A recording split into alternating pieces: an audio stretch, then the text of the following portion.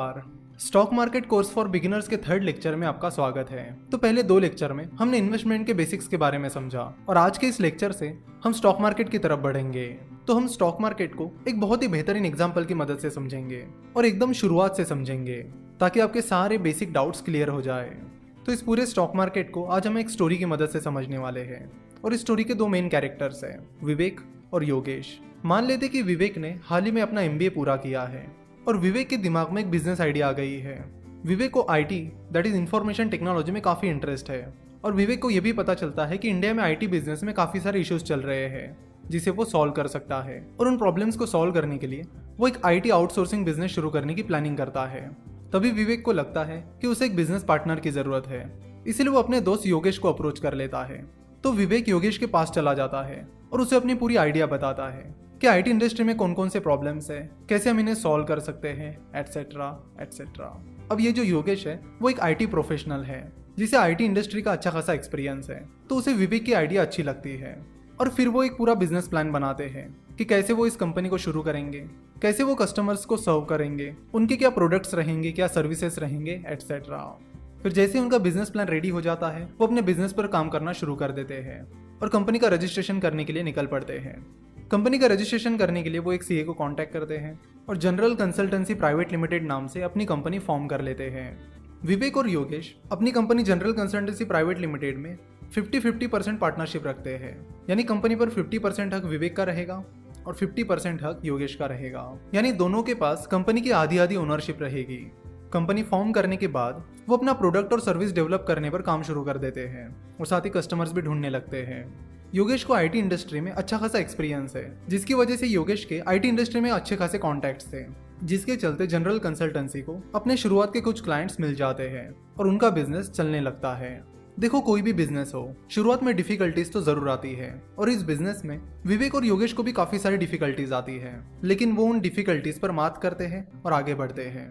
जब भी कोई नया बिजनेस शुरू होता है तो शुरुआत में कई बार वो ऐसे मुकाम पर आ जाता है जहां से वो कभी भी फेल हो सकता है। जनरल कंसल्टेंसी के साथ भी शुरुआत में कुछ ऐसा ही हुआ, लेकिन उन खराब हालातों में भी उन्होंने कभी हार नहीं मानी और मेहनत करके उन्होंने सरवाइव किया और अपने बिजनेस मॉडल को क्रैक किया। तो शुरुआत के कुछ स्ट्रगल्स के बाद उनका बिजनेस अच्छा खासा चलने लगा, जनरल कंसल्टेंसी को अच्छा खासा रिवेन्यू भी आने लगा, तो उन्होंने अपना बिजनेस मॉडल भी क्रैक कर लिया और उनको रिवेन्यू भी आने लगा। नाउ विवेक और योगेश को लगा कि यहाँ से उन्हें बिजनेस बढ़ाने की जरूरत है, जिसके लिए उन्हें पैसों की जरूरत पड़ेगी। विवेक और योगेश चाहते थे कि वो अच्छे खासे सॉफ्टवेयर प्रोडक्ट्स डेवलप कर पाए ताकि वो अच्छे और ज्यादा से ज्यादा क्लाइंट्स को अट्रैक्ट कर पाए, और इन प्रोडक्ट्स को डेवलप करने के लिए उन्हें जरूरत थी पैसों की।